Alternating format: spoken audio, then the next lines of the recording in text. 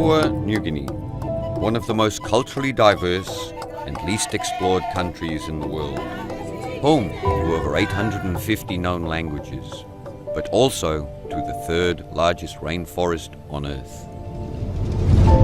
Lungs of this unique nation and of a planet struggling with the impact of human development. Perhaps you have heard these facts before, but are you aware that nearly 1/4 of this country's rainforest has disappeared over the last 30 years? And that huge chunks of it are being cleared even as we speak. Extensive logging, commercial agriculture, and improper land use have left behind few social and economic benefits to the local population, but alarming environmental degradation. At this rate, as much as 50% of the country's rainforest will vanish by 2021. Can our planet afford this loss in its fight against climate change?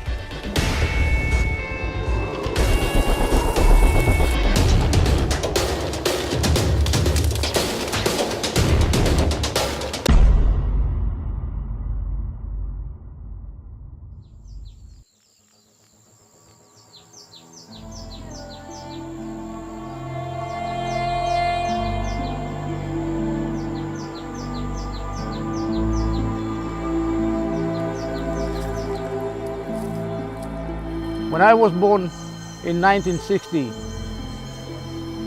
the whole of Vanimo West Coast, including my village, it was a virgin.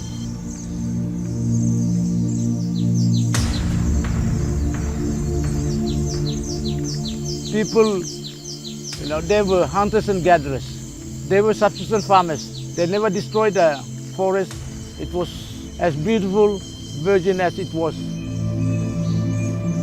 When I grew up, was about 5 to 6 years old, the elders in the village were talking a lot about a logging company coming in.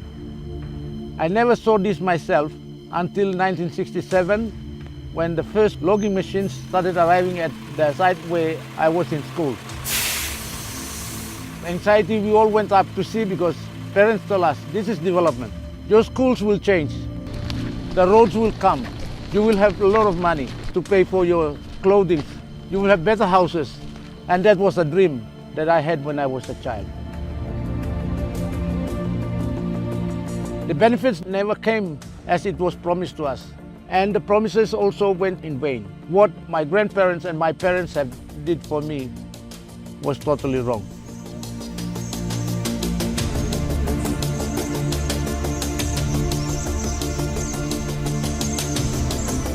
I should have preserved these good logs that have been harvested till my time.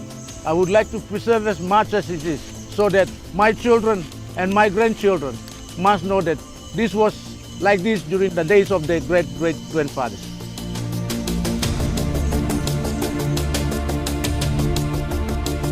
The rivers have changed courses. Normally it used to have 2 or 3 courseways of going, the mouth of the river. Now it has changed to 3 or 4 couple of locations. Because at the head of the river, the bushes have been all cleared out because of subsistence farming.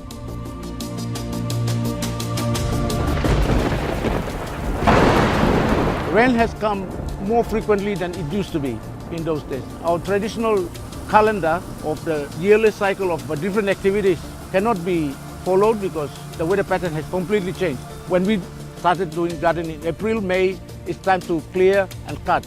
Now you cannot do that because sometimes it rains all over those months.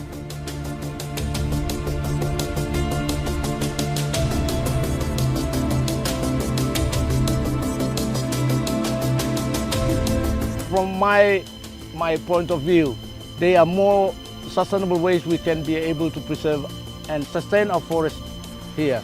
These climate change issues that are arising, we are only an island nation. It's not a continent. The more forest is going, the more worse will come. And I'm expecting high seas to come, and I have to be prepared for it. And these are the effects that I never seen in my lifetime within 15 years.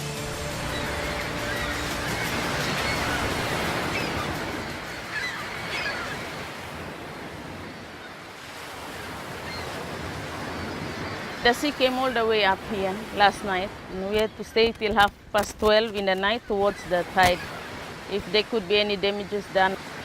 The very first time I came here, I was 5. There were plenty of trees along the beach, and they grow over the sea. Where the house is already inside the sea. So we had to build another house here. There's a kitchen. And then we started living there. The sea came up again, so my brother, he had to build a bigger house there. That's where we are living now. We hear the big waves, the sea roaring. It's just normal to us. We grow up with the sound of the sea. But for the environment now, as we can see, it's a big change, causing an impact on our life. As for us to think of how to move on and move inland and build new houses, because these houses, we cannot live in them now. It is not safe for us.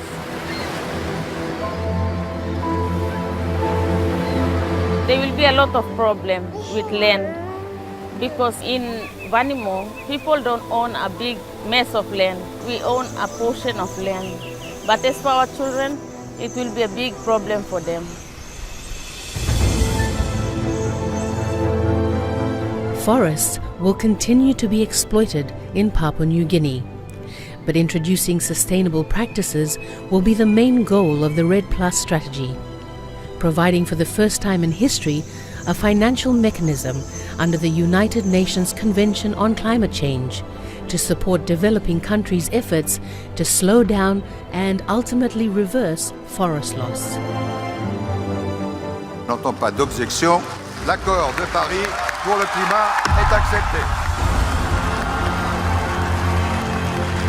Providing alternative economic incentives to landowners and downstream industries, as well as supporting smallholders' rights, will be the only practical answer to stop deforestation in PNG, with the objective in mind to reach carbon neutrality by 2050, as envisioned by the National Strategy for Responsible and Sustainable Development.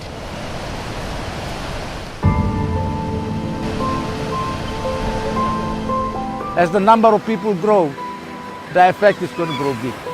And I feel that concern that we have to preserve as much as we can, or we are destroying our generation.